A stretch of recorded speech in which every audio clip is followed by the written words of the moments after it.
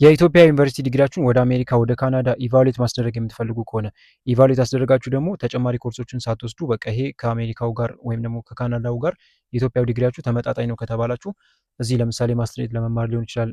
በዛው በእንትናችሁ ማለት ነው ከፍ ብላችሁ ለመማር ወይም ደግሞ ስራዎችን አፕላይ ለማድረግ የተወሰኑ ስቴፖችን ፎሎ አድርጋችሁ አንዳንድ ፈተናዎችን መፈተን ካለባችሁ ተፈትናችሁ ምናምን ሳትፈትኑ ምናልባት ኢንትሪ ሌቭል የተወሰኑ ስራዎችን ልታገኙ ትችላላችሁ። ለማንኛውም ግን የመጀመሪያው ስቴፕ ነው ለመማርም ይሁን ለመስራት ማለት ነው በተማራችሁበት ፊልድ እና ይህንን የመጀመሪያውን ስቴፕ ኢቫሉዌት እንዴት ማስደረግ እንደምትፈልጉ ማወቅ የምትፈልጉ ሰዎች እኔ ከወራት በፊት WS ላይ ኢቫሉዌት አስደርጌ ነበር እና ልክ እንደዚህ አሽገው ይልኩላችኋል።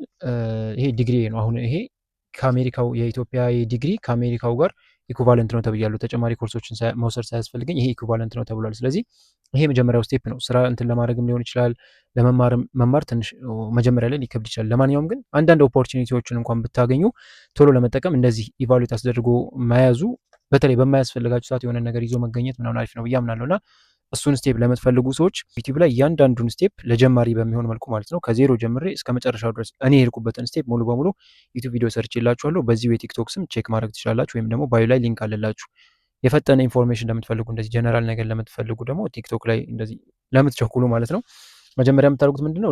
እኔ ለምሳሌ ስለ WS ነው የማወራው። ብዙ እንደዚህ እንትን የሚያደርጉ አሉ፣ ኢቫሉዌት የሚያደርጉ ብዙ ተቋሞች አሉ። እኔ WS ይሻላል ብዬ በራሴ ስለመረጥኩኝ ነው። ሶ WS ላይ ትገቡና ክሬት ታደርጋላችሁ አካውንት፣ ኢሜይል፣ ስልክ ቁጥር ምናምን ነው እንትን የሚላችሁ፣ ስማችሁን ታስገባላችሁ። ከዛ ኢሜይል ምናምን አካውንት ክሬት ካደረጋችሁ በኋላ ዩኒቨርሲቲያችሁን ምናምን አንዳንድ መረጃዎችን ትሰጡታላችሁ። ከዛ በኋላ የሚያስፈልጉ ነገሮችን እዛ ጋ ይነግራችኋል።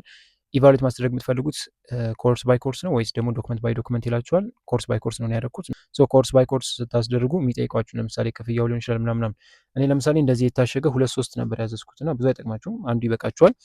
ለራሳችሁ ነው ወይስ ለተቋም ነው ምናምን አንዳንድ የሚጠይቋችሁ ነገሮች አሉ፣ ግን በጣም ቀላል ናቸው። አብዛኞቹ እንደዚህ የምትሞላቸው ፎርሞች ቀላል ነው። ከዛ ክፍያው ነው፣ ክፍያው እንደየ ዩኒቨርሲቲው ይለያል። ኢትዮጵያ እንዳለው ዩኒቨርሲቲያችሁ ማለት ነው። እኔ ለምሳሌ ወሎ ዩኒቨርሲቲ ነው የተማርኩት። ለወሎ ዩኒቨርሲቲ ያስከፈሉኝ 200 ምናምን ዶላር ነው ብቻ ከኮፒዎቹ ጋር ምናምን አንድ ላይ ተጨማምሮ 300 ምናምን ዶላር አካባቢ ከፍያለሁ። ግን የተጨማሪ ኮፒው እኔ አዲሽናል ዝም ብዬ እንትን ስላዘዝኩኝ ነው እንጂ አያስፈልግም፣ ያን ያክል ግዴታ አይደለም። ሌላ ደግሞ እንደዚህ ለፈጠነ ለቲክቶክ ሰዎች አስፈላጊ ነው ብዬ ማስበው ምን ያክል ጊዜ ይወስዳል የሚለው ነው። ምን ያክል ጊዜ ይወስዳል የሚለው እነሱ ከእናንተ አይደለም ዶክመንት የሚቀበሉት። ይሄ ኢቫሉዌት የሚያደርጉት ከእናንተ አይደለም ዶክመንት የሚቀበሉት እና ከእናንተ ስለማይቀበሉ ከዩኒቨርሲቲያችሁ እነሱ ጋር እስኪደርስ ድረስ ሜል እስኪያደርጉላቸው ድረስ የሚወስደው ታይም ላይ ዲፔንድ ያደርጋል ማለት ነው። እኔ ለምሳሌ በጣም እንደመጣው አካባቢ ነው ይህንን ነገር እንትኑን የጀመርኩትና ከዛ ግን 4 ወር 5 ወር ምናምን ባይ ኢሜል ልኬላቸው ለዩኒቨርሲቲ ማንም ቼክ የሚያደርግ የለም። ከዛ የሆነ ሰዓት ላይ ደወልኩና ኢሜል ልኬ ነበር ምናምን ስላቸው እዛ ኢትዮጵያ የተማርኩበት ዩኒቨርሲቲ ማለት ነው ኢሜይል በጣም እንደዚህ ቼክ እንደማይደረግ ምናምን ነገሩኝና ከዛ እዛው ሬጅስተር አካባቢ በማውቃቸው ሰዎች እንትን አስደረኩኝ ማለት ነው። ሶ እነሱ ወዲያው ጨራረሱልኝ።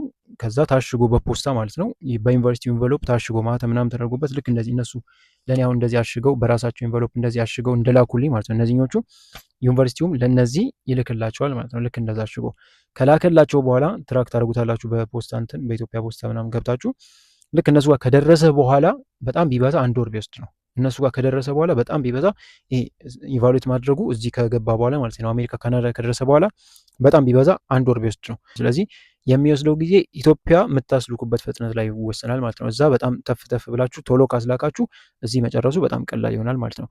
ለማንኛውም ግን እያንዳንዱን ስቴፕ የምትፈልጉ ከሆነ ዩቲዩብ ላይ የሰራሁትን ረጅም ቪዲዮ ቼክ ማድረግ ትችላላችሁ።